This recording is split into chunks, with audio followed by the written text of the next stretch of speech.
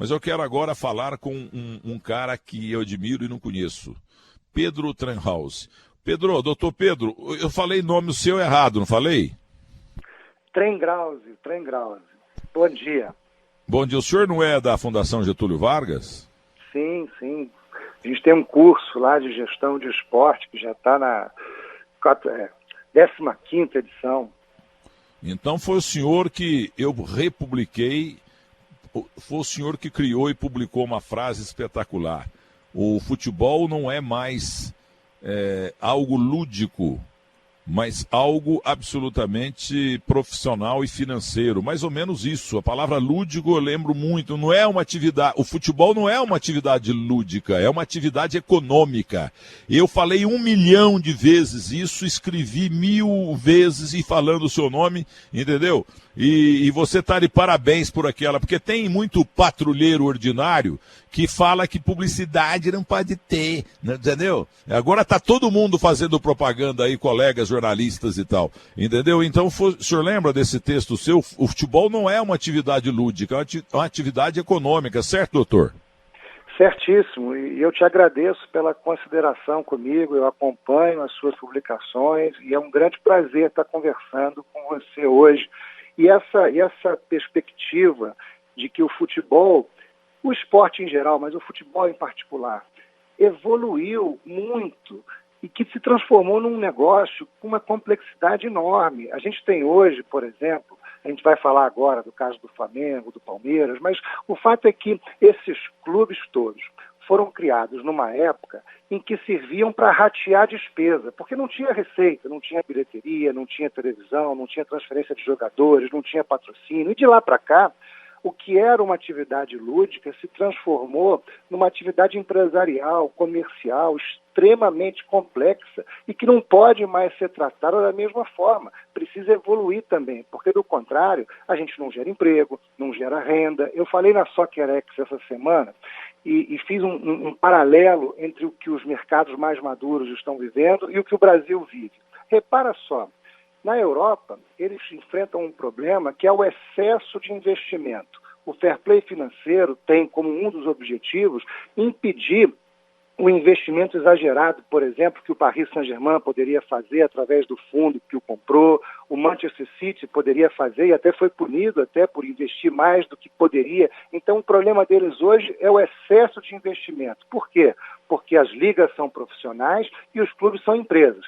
No Brasil, a gente vive o oposto. É a falta de investimento, porque não tem liga profissional e não tem clube-empresa. E essa crítica que você acabou de falar, das pessoas que ainda não enxergam esse mercado mais maduro e essa complexidade empresarial que se transformou o futebol, elas estão jogando na contramão da história, porque elas impedem a geração de emprego e renda, a geração de riqueza, o pagamento de impostos. Eles estão atrasados, na vanguarda do atraso. E você está propondo exatamente o contrário, que é olhar para frente, botar a lanterna na proa e tirar ela da popa. O grande Vital Batalha, um dos maiores jornalistas esportivos desse país, se auto-aposentou, ele parou porque não queria mais saber de futebol. Ele me mandou uma mensagem dizendo o seguinte: Milton Neves, você enxergou muito longe e bem antes. Oxalá todos nós, jornalistas esportivos, tivéssemos pensado como você em relação à publicidade. Não teríamos nunca tantos empregos perdidos. E hoje, doutor, o que está acontecendo?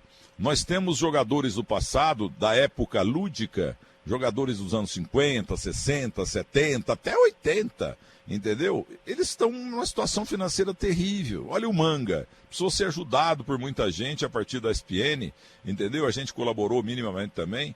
E o coitado não tem uma casa, está morando na casa dos artistas lá no Rio de Janeiro, e a Sierra que decorou a casita, ele fala em espanhol, a casita dele.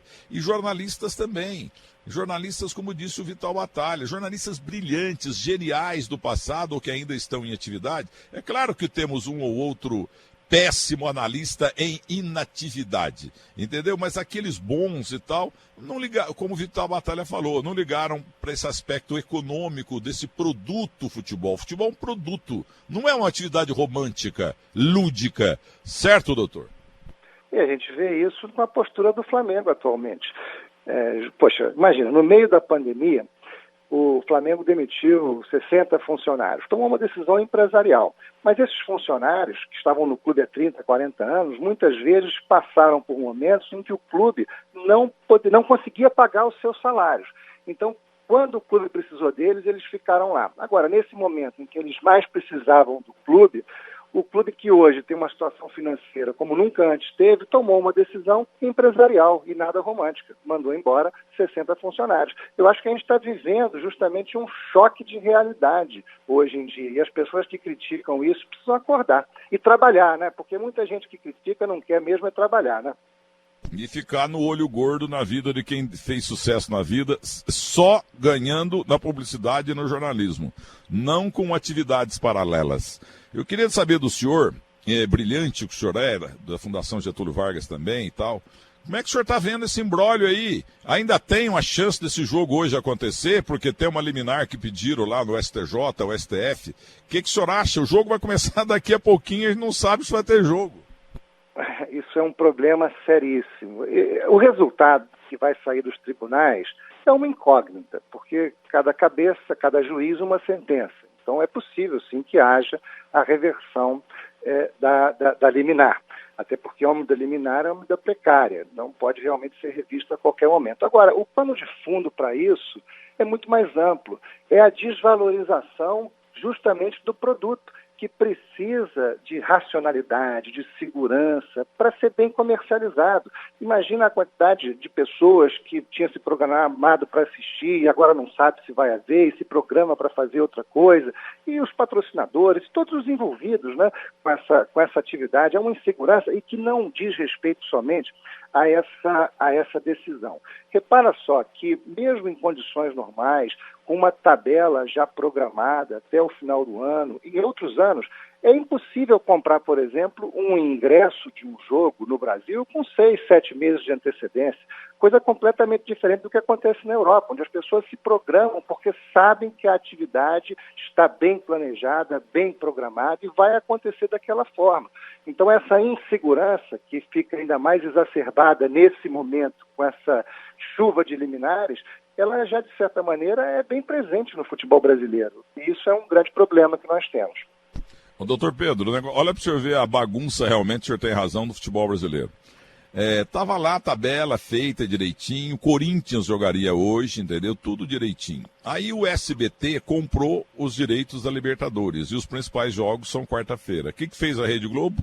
Foi lá na CBF, conseguiu antecipar 3 jogos do Corinthians, o contra o Sport e um outro que aconteceu na outra semana, para combater a Libertadores da América do SBT.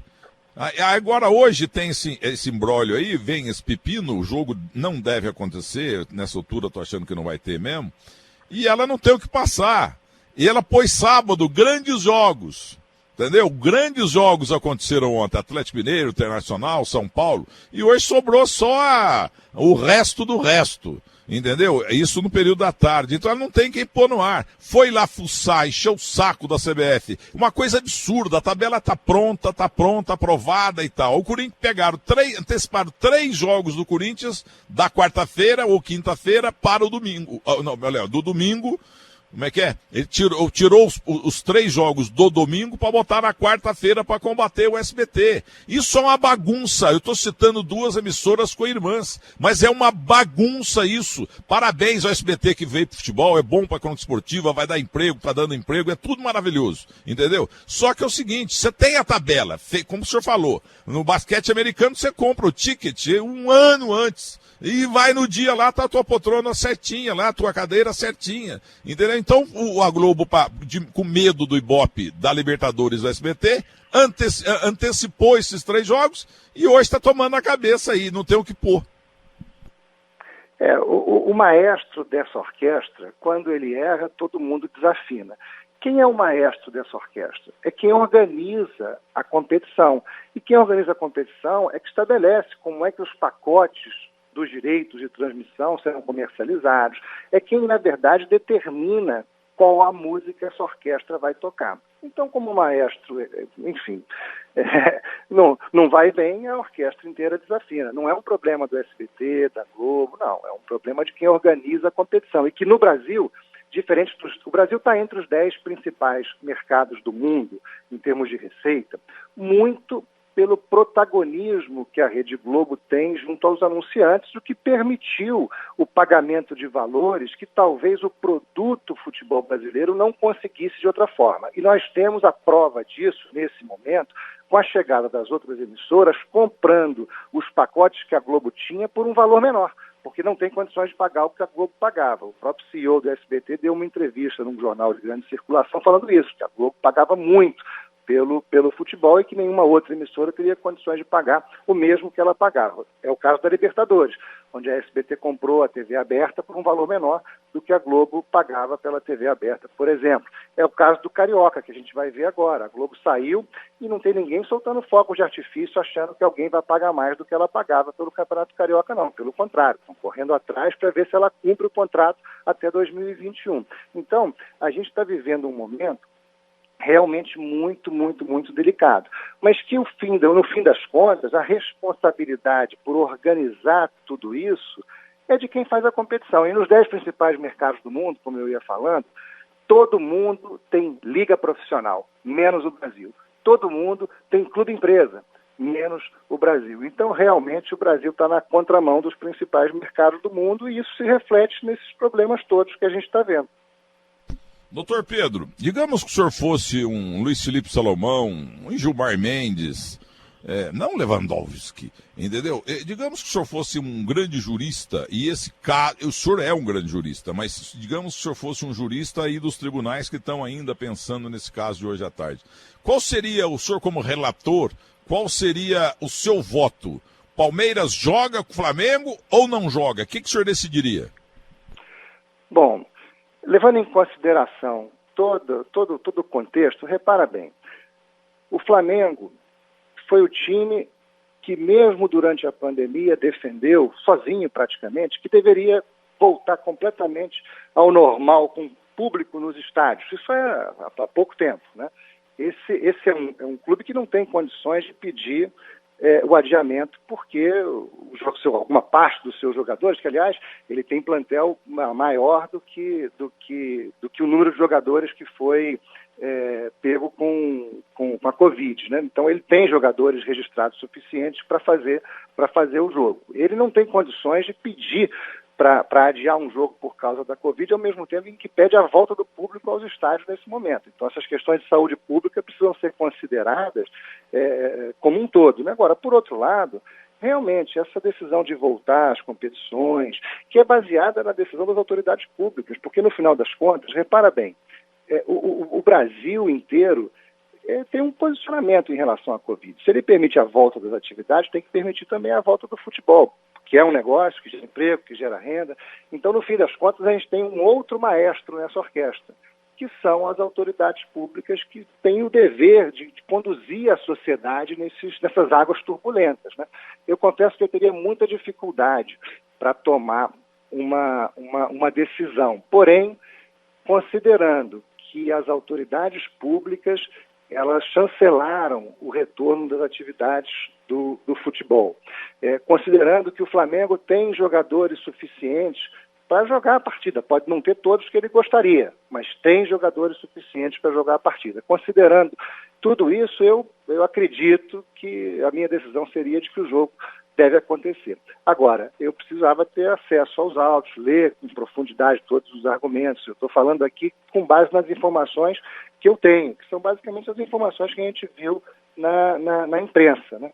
Eu não vejo razão para o clube pedir a volta do público aos estádios ao mesmo tempo em que adia o jogo porque alguns jogadores estão com a Covid-19. Enfim, essa seria a minha decisão com base nos fatos e informações que eu tenho conhecimento. E eternamente parabéns ao senhor. Futebol não é uma atividade lúdica, romântica, é uma atividade econômica. Desde o vendedor de pirulito lá fora ou dentro do estádio, até o maior jogador em atividade, digamos que o Neymar, o Cristiano Ronaldo, o Messi jogassem aqui e jogam em cantos do mundo aí. É uma atividade econômica e tudo que o cerca, inclusive a publicidade. Porque se o senhor vê a hipocrisia, meteu-se o pau 500 anos aí no Corinthians, e eu também, porque o Corinthians não conseguiu vender name rights. entendeu? Aí conseguiu, finalmente. Aí já vieram mostrar que o patrocinador do Corinthians tem uma empregada lá, o dono da empregada quebrou a perna na casa dele, ou que a avó, ele não cuidou da avó, não cuidou da vizinha, esmiuçam. Veja bem, doutor, o cara entra no futebol como a Crefisa aí também. Aliás, eu fui o primeiro jornalista a fazer publicidade da Crefisa via Mário 40 no terceiro tempo, assim que eu voltei, graças a Deus, para a Rede Bandeirantes de Televisão. Entendeu? Então a Crefisa entrou, só leva porrada. A Neoquímica entrou, virou piada e também levou porrada. Por isso, doutor, que os grandes conglomerados evitam patrocinar a camisa, patrocinar o clube, como essas grandes empresas que eu citei. Os empresários ficam com medo, tanta patrulha que existe até nisso. Isso é um gol contra, que realmente, ao invés de valorizar o patrocinador, isso acaba afastando o patrocinador. Eu uma época, discutindo questões do Fluminense aqui do Rio, disse que quando a Unimed precisou parar com patrocínio e o Fluminense estava sem patrocinador, o Fluminense deveria ter apoiado a Unimed, agora o Fluminense patrocinando a Unimed, colocando a marca da Unimed na camisa, enquanto ele não tinha um outro patrocínio, em reconhecimento a todos os anos que a Unimed patrocinou o Fluminense acima de qualquer valor de mercado que um outro clube recebia no Brasil. Seria um grande sinal de que o Fluminense valoriza os seus patrocinadores e, na minha opinião, atrairia outros patrocinadores para o Fluminense. Esse é um exemplo. Agora, em relação ao Corinthians, eu acho que é importante falar desse assunto, porque o André Sanches está de parabéns. Ele não só conseguiu fechar um contrato significativo de naming rights para a Arena, como ele conseguiu convencer a Rede Globo a valorizar esse naming rights que ele tinha fechado. Então, isso é um divisor de águas para o esporte brasileiro, que passa a ter, no naming rights da Arena, uma propriedade com muito mais valor em razão do reconhecimento que os meios de comunicação passam a dar a esse patrocinador. E foi uma conquista do Andrés que merece todo o crédito por ter conseguido isso, que é um divisor de águas, como eu falei, para todo mundo, não só para o Corinthians. Tem que ser valorizado, viu? A Parmalat entrou no Palmeiras, foi um grande sucesso, nunca foi, infelizmente, anunciante comigo. E ela teve muita crítica também, de vez em quando lá um pacote estava, sabe, um pacote azedou lá na venda e tal. Ah, leite Parmalat estragado, entendeu?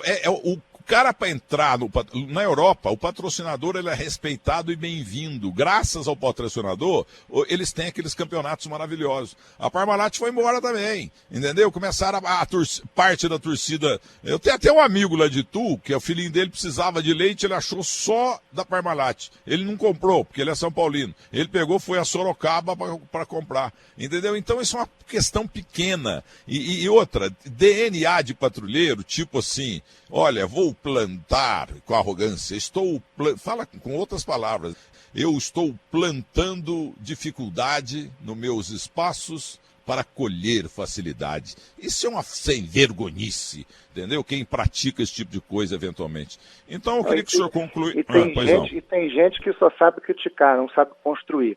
Para construir uma relação com o patrocinador, com o anunciante, enfim, para construir é muito mais difícil do que destruir. A pedra ser um tijolo para construção é mais difícil do que ser um instrumento de destruição, né? Sem dúvida. O doutor, eu queria que o senhor repetisse seu nome completo, porque eu sempre trupico no seu trem rose, entendeu? O seu nome completo e diga para quem o senhor trabalha, quais as empresas? Bom, meu nome é Pedro Trengrause, eu sou advogado, tenho meu escritório, com vários clientes no esporte, eu só trabalho com esporte, aliás, tenho aí 20 anos de estrada e coordeno um curso com a FGV, num convênio com o Centro Internacional de Estudos do Esporte e a FIFA, em gestão de esporte, que já formou mais de 600 profissionais aí para a indústria do esporte brasileiro e com essa visão de que o esporte é um negócio importante para a sociedade, que gera emprego, que gera renda e que é instrumento para o desenvolvimento integral da pessoa humana, para o desenvolvimento econômico e para o desenvolvimento social. É isso, Milton Neves. Obrigado aí pela atenção e pela consideração de sempre e parabéns pelo seu trabalho. Eu acompanho e admiro. Ô doutor, peraí, mas dá o nome das empresas que o senhor representa no mundo esportivo. No nosso escritório? No mundo corporativo também. Não, lá no nosso escritório a gente tem praticamente trabalhado ao longo desses 20 anos com quase todo mundo. A gente já fez pareceres para a CBF, para a Confederação Brasileira de Vôlei, para a Confederação Brasileira de Basquete, para o Comitê Olímpico do Brasil, para o Comitê Paralímpico Brasileiro, para a Ambev. Durante muitos anos eu fui Trusted Advisor da Ambev no movimento por um futebol melhor e nas ações que a Ambev desenhou para a Copa do Mundo, porque era um desafio muito grande imaginar como uma empresa com o porte da Ambev, que tinha a cota de patrocínio internacional da Copa com a Budweiser e também a cota nacional com a Brahma e contrato com vários clubes do Brasil, poderia aproveitar a presença dela para que a Copa do Mundo não passasse por aqui, deixando o futebol brasileiro para trás. Então, eu participei de toda a concepção do movimento por um futebol melhor, que pela primeira vez enxergou o sócio-torcedor como uma potencial fonte de renda para o futebol brasileiro. E quando nós começamos, Milton, os clubes brasileiros somados, todos, tinham 150 mil sócios-torcedores. O movimento por um futebol melhor levou esse número para mais de 1.500.000 sócios-torcedores, com uma base comum entre os clubes de descontos na boca do caixa dos supermercados brasileiros em uma série de produtos, da Ambev, da Unilever, enfim, vários. E que, poxa, hoje o sócio-torcedor é uma realidade que os clubes, enfim, não conseguem enxergar mais a vida sem eles, porque é uma fonte de renda importante. O Flamengo mesmo, há pouco tempo, tinha o sócio-torcedor com mais receitas do que os seus patrocínios. Era a segunda maior fonte de receita do Flamengo. E diga-se de passagem, um potencial de crescimento ainda muito maior, muito maior. Mas, enfim, a Federação Paulista de Futebol também é nossa cliente. A gente tem os clubes, quantos clubes? A Associação Brasileira dos Agentes de Futebol. Eu diria que poxa, desses 20 anos de trabalho, a gente interagiu e advogou e representou praticamente todo o espectro de stakeholders dessa indústria, né? Porque, enfim, são questões pontuais que a gente acaba atuando, às vezes para um, às vezes para outro, mas é o nosso trabalho, é isso que a gente faz.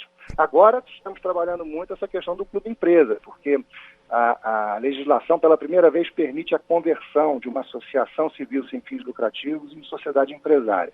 E os clubes estão começando a estudar um pouco mais isso. O Bragantino acabou de fazer justamente essa conversão. Mantém o mesmo CNPJ, não muda nada, deixa de ser uma associação sem fins lucrativos e passa a ser uma empresa, com potencial de captação de investimento, emissão de debêntures, enfim, um potencial enorme para novos recursos. Eu acho que essa é a nova fronteira aí para advogados que trabalham no esporte, que é ajudar nesse movimento de profissionalização dessas estruturas que se tornaram obsoletas com a evolução do esporte, em particular do futebol, dessa atividade lúdica que era há 100 anos para esse negócio extremamente complexo que é hoje. Esse é o trabalho que a gente faz. Muito bem, parabéns. E o senhor falou da Brahma, eu trabalhei na Brahma 12 anos, honrosamente, despertou-se uma inveja absolutamente escandalosa, desesperada. E eu trabalhei com o Pedro Marcondes, que é conhecido como Pedro Ponte Preta, que está dando entrevista. Marcel, lá de Campinas. Isso aí, o Marcel e o Ricardo Tadeu foram os dois principais responsáveis por essa visão revolucionária que a Ambev teve para ajudar o futebol brasileiro e que ajudou tanto o futebol brasileiro. É muito bom ter lembrado o nome deles aqui, porque eles foram na empresa e eram as pessoas com quem eu lidava. O responsável pela minha contratação, que ficou lá, enfim, 8 anos de trabalho, foi o Marcel. Era a pessoa com quem que hoje é o vice-presidente mundial. E mora em Nova York. E fez uma campanha, Milton, ele fez uma campanha no meio da pandemia, com todas as propriedades da Budweiser no esporte, para alavancar a doação de sangue nesse momento em que as pessoas ficaram retraídas, mas que a necessidade de sangue não diminuiu. Então ele foi o primeiro grande anunciante do mundo a olhar para essa pandemia com essa visão social e assumir uma responsabilidade de colocar a sua marca a serviço da sociedade nesse momento. Ele merece o nosso reconhecimento, porque é brilhante. Faz falta no Brasil, viu?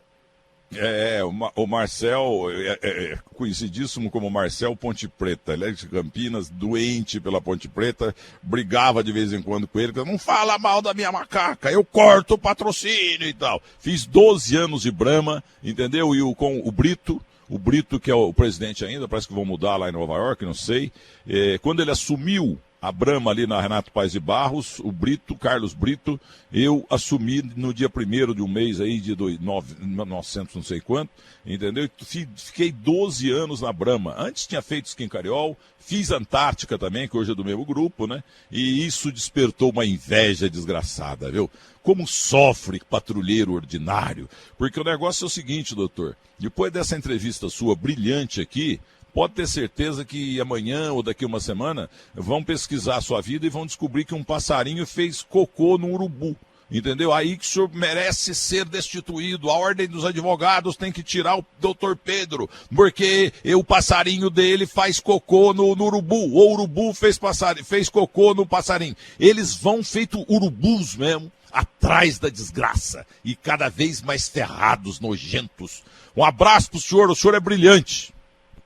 Obrigado, Milton, obrigado. E parabéns aí por tudo.